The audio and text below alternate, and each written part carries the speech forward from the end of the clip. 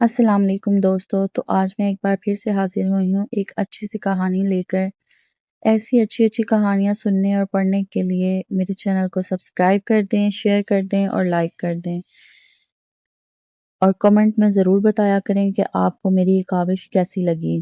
تو چلیں جی شروع کرتے ہیں۔ آخری فیصلہ۔ سونی میرے منہ بولے چچا کی بیٹی تھی۔ وہ ہمارے گھر امی سے قرآن مجید پڑھنے آیا کرتی تھی۔ جب مجھے اسکول جاتے دیکھتی تو حسرت سے کہتی کہ کاش میں بھی اسکول جا سکتی، مگر اس کے والد اجازت نہ دیتے تھے۔ تب ہی امی نے اسے پہلی کا قاعدہ اور پھر دوسری کی کتاب گھر میں پڑھا دی۔ 5ویں جماعت کے بعد میرا بھی اسکول جانا موقف ہو گیا، کیونکہ 6ٹھی کلاس کے لیے لڑکوں کے اسکول میں داخلہ لینا پڑتا تھا، جس کی اجازت بھائی نے نہ دی کیونکہ وہ خود اس اسکول میں پڑھ رہا تھا۔ مجھے افسردہ دیکھ کر ابا نے کہا، صبر کرو، میرا تبادلہ شہر ہو جانے دو، وہاں میں تم کو دوبارہ اسکول میں داخل کروا دوں گا، تب تک تم گھر میں ہی پڑھتی رہو۔ ان دنوں میرے والد قصبے کے ڈاک خانے میں ملازم تھے۔ وہ ہر ہفتے شہر جا کر قصبے کی ڈاک لے آتے اور وہاں سے جو ڈاک آتی اسے قصبے میں تقسیم کر دیتے۔ اس کے علاوہ پارسل منی آرڈر کا انتظام بھی وہی سنبھالتے تھے۔ والد صاحب نے مڈل کی تیاری خود مجھے گھر پر کروا دی، لیکن سونی بیچاری کا سلسلہ تعلیم 3ری جماعت سے ہی منقطع ہو گیا۔ وہ اب بھی روزانہ ہمارے گھر آتی اور کبھی کبھی مجھ سے اردو پڑھنے بیٹھ جاتی تھی، کیونکہ میری طرح اس سے بھی کچھ بننے کا شوق تھا۔ وہ اکثر کہتی میں بڑی ہو کر استانی بنوں گی۔ ابھی وہ 14 برس میں تھی۔ ایک دن پتہ چلا اس کی شادی ہو رہی ہے۔ اس کے ماموں قریبی گاؤں میں رہتے تھے، جن کے سپورٹ سے اس کی شادی ہو رہی تھی۔ اس آدمی کا نام شبیر تھا۔ میں نے اسے دیکھا ہوا تھا۔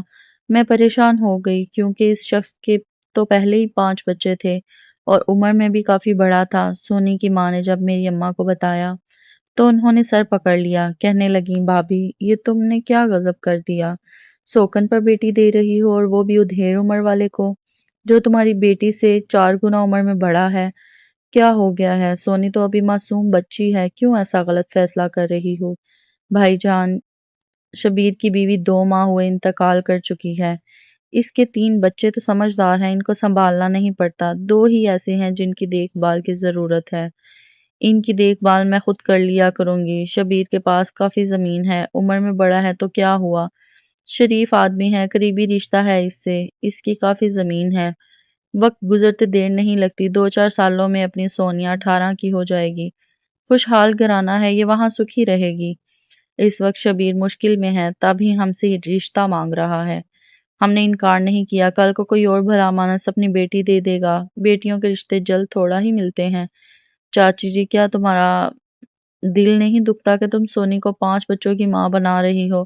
آخر مجھ سے بھی چپ نہ رہا گیا۔ بیٹی میں کیا کر سکتی ہوں، میری مرضی نہیں چلے گی۔ سونیا کا ماما اس کے ابا کے سر ہو گیا۔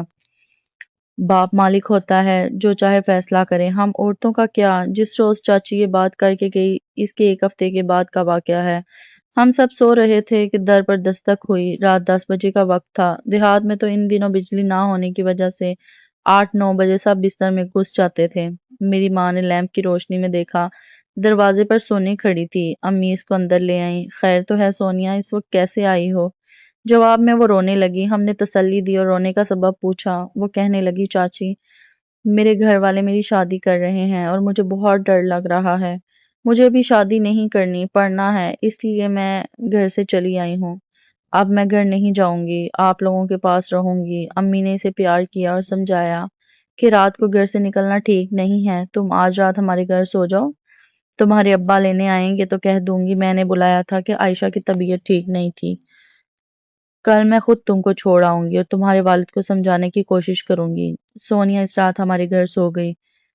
اس کے گھر والے جانتے تھے، اس لیے اس کے پیچھے نہیں آئے۔ صبح جب میری امی اسے اس کے گھر لے کر گئیں تو چاچا نے سونی کو اتنا مارا کہ وہ بے ہوش ہو گئی۔ امی نے سمجھانا چاہا، وہ نہ مانے۔ وہ تو غصے سے بھرے بیٹھے تھے۔ اس پر امی تو گھبرا کر لوٹ آئیں کہ جب یہ ہماری بات سننے کو تیار نہیں تو کہاں مانیں گے۔ ہم آج یہاں ہیں، کل تبادلہ ہوگا تو چلے جائیں گے، یہ جانے اور ان کا کام۔ چچا تو جدی پشتی اس قصبے کے رہنے والے تھے اور ہم پردیسی۔ اس واقعہ کے بعد امی پھر سونی کے گھر نہ گئیں۔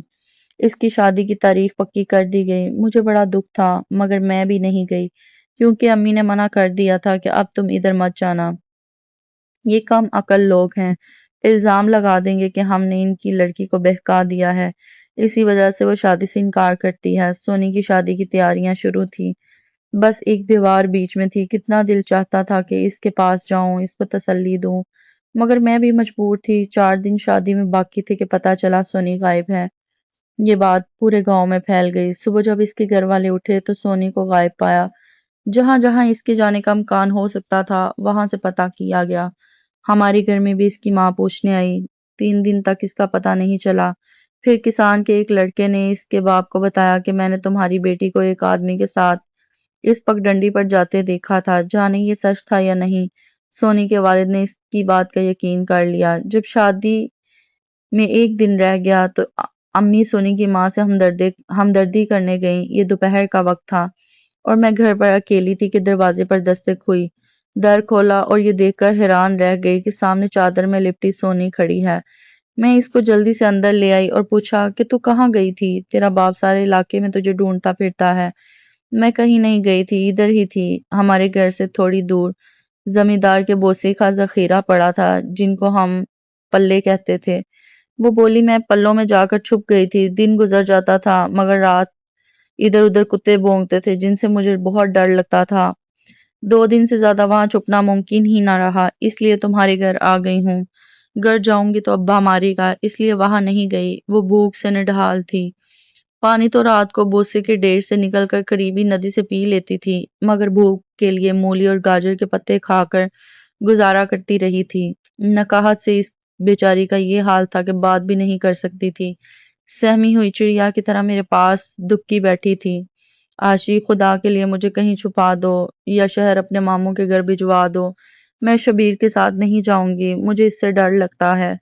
تم نے دیکھا ہے وہ کتنا بدصورت ہے، دیو جیسا کالا، لمبا چوڑا، چہرے کی طرف دیکھنے سے دہشت آتی ہے۔ وہ رونے لگی۔ بڑی مشکل سے اسے چپ کرایا اور اصرار کر کے چاول کھلائے۔ اتنے میں امی آ گئیں اور سونی کو میرے پاس دیکھ کر حیران رہ گئی۔ میں نے کہا امی تم ہی اس بیچاری کو بچا لو، دیکھو یہ شبیر سے کتنا ڈری ہوئی ہے۔ بیٹی یہ پرائی لڑکی ہے، ہم کیسے اس کو کہیں چھپا سکتے ہیں؟ اس کے ماں باپ اس کے وارث ہیں، ہم اس کی مدد کریں گے تو ورگلانے والے دشمن کہلائیں گے۔ پھر اسے بہلانے لگیں کہ بیٹی تو اپنے گھر چلی جا، معافی مانگ لینا، تیرا باپ پریشان ہے، دیکھنا وہ تجھے کچھ نہیں کہے گا۔ مگر وہ کسی طور گھر جانے پر راضی نہ تھی۔ اتنے میں میرے والد صاحب آ گئے اور سونی کو اس کے گھر لے گئے۔ جو ہی انہوں نے اسے اس کے گھر کے اندر کیا، تھوڑی دیر میں اس کی چیخیں سنائی دینے لگیں۔ ابا نے جلدی سے گاؤں والوں کو اکٹھا کیا۔ وہ سب داؤد خان کے دروازے پر جمع ہو گئے اور اسے سمجھا بجھا کر ٹھنڈا کیا، ورنہ انہوں نے آج بیٹی کو بخشنا نہیں تھا۔ اگلے دن دلہا بارات لے کر آ گیا اور سونی کو زبردستی دلہن بنا کر شبیر کے ساتھ اس کے گاؤں روانہ کر دیا گیا۔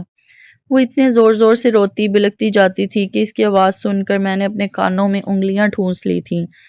سب نے یہی جانا کہ شوہر کے گھر جا کر سدھر جائے گی، مگر وہ ایک نادان بچی تھی۔ وہاں ایک سخت دل ساس اور شوہر کے 5 بچوں نے اس کا استقبال کیا۔ سونی جب شوہر کے قابو میں نہ آئی اور دلہن بنی ہوئی اس کے کمرے سے نکل کر کھیتوں میں بھاگی تو شبیر اس کو بالوں سے پکڑ کر گھر لے آیا اور کمرے میں بند کر کے جانے اس کے ساتھ کیا سلوک کیا کہ وہ بے ہوش ہو گئی۔ کہتے ہیں کہ دلہا نے بھی اس کو شادی کی پہلی رات خوب مارا تھا۔ شادی کے 6 دن بعد پتہ چلا کہ وہ پھر سے بھاگ گئی ہے۔ اس بار وہ بھاگ کر اکیلی ہی اپنے گاؤں میں آ گئی اور جاتی بھی کہاں، اسے تو اور کوئی راستے بھی نہ پتہ تھے۔ کاش وہ اس بار گاؤں نہ آتی بلکہ کہیں اور چلی جاتی، شاید کوئی خدا ترس اس کو بچا لیتا۔ اس بار وہ ہمارے گھر آنے کی بجائے ہماری استانی کے گھر جا کر چھپ گئی۔ بیچاری استانی تو پہلے ہی اس قصبے کے جاہلانہ ماحول سے ڈری رہتی تھی۔ وہ بڑی مشکل سے قصبے کے اس اسکول میں پڑھانے کے لیے راضی ہوئی تھی۔ اس نے سوچا کہ سونیا کی وجہ سے اس پر کوئی آفت نہ ٹوٹ پڑے۔ اس نے سونی کو کمرے میں بٹھایا اور باہر سے کنڈی لگا کر داؤد چاچا کے گھر اطلاع کرنے چلی گئی۔ جو ہی ان کو اطلاع ہوئی، ماں باپ دونوں سونی کو لینے آ پہنچے اور چیختی چلاتی لڑکی کو گھر لے آئے۔ اب ہم نے سمجھ لیا کہ سونی کا آخری فیصلہ ہونے والا ہے، کیونکہ اس بار مار پیٹ اور سونی کے رونے چلانے کی آواز بھی نہیں آئی۔ شبیر بھی اسے تلاش کرتا ہوا اس کے باپ کے گھر پہنچ گیا۔ سب نے مل کر فیصلہ کیا کہ اس کو جان سے مارنے کی بجائے کسی دور دراز علاقے میں فروخت کر دیا جائے۔ جان سے مارنے میں یہ قباحت تھی کہ اس واقعے کا تمام گاؤں گواہ تھا۔ ایک ہفتے کے اندر اندر باپ نے بیٹی کا سودا کر دیا اور وہ آدمی ایک رات سونی کو ٹرک میں ڈال کر لے گیا۔ اس طرح باغی لڑکی کہہ کر باپ نے بیٹی سے نجات پا لی۔ اس کے عوض خاصی موٹی رقم بھی اسے مل گئی اور لوگوں میں مشہور کر دیا کہ وہ بھاگ گئی ہے۔ لگتا تھا کہ یہ لوگ بیٹی کو انسان نہیں مال مویشی سمجھتے ہیں۔ جس شب سونی کو وہ آدمی لے جا رہا تھا میں نے اپنی چھت سے یہ نظارہ دیکھا تھا۔ انہوں نے سونی کے ہاتھ پاؤں باندھ کر اس کا منہ بھی دوپٹے سے باندھ دیا تھا۔ میں اپنی چھت پر بیٹھ کر بہت دیر تک روتی رہی تھی، حالانکہ ٹرک تو کبھی کا جا چکا تھا۔ سونی کا افسوس اس کی ماں کو تھا یا اس کی چھوٹی بہن کو۔ ہم تینوں کافی عرصہ تک اس کے لیے چپ چپ کر آنسو بہایا کرتے تھے۔ باقی کسی کو اس کے جانے کا دکھ نہیں تھا۔ سارا گاؤں اس کا دکھ کیوں کرتا جب اس کے اپنے باپ اور بھائی اس سے کوئی جذباتی لگاؤ تو نہیں رکھتے تھے۔ سب گاؤں والے تو یہی سمجھتے تھے کہ سونی بھاگ گئی ہے، تب ہی ان کو اس کے غائب ہو جانے پر کوئی تشویش یا ہمدردی نہ رہی تھی۔ کومنٹ میں ضرور بتائیے گا کہ آپ کو میری کہانی کیسی لگی، تاکہ میں اور اچھی اچھی کہانیاں آپ لوگوں کے لیے بناؤں۔ تو کمنٹ میں ضرور بتائیے گا، سبسکرائب کر دیں، شیئر کر دیں اور لائک کر دیں۔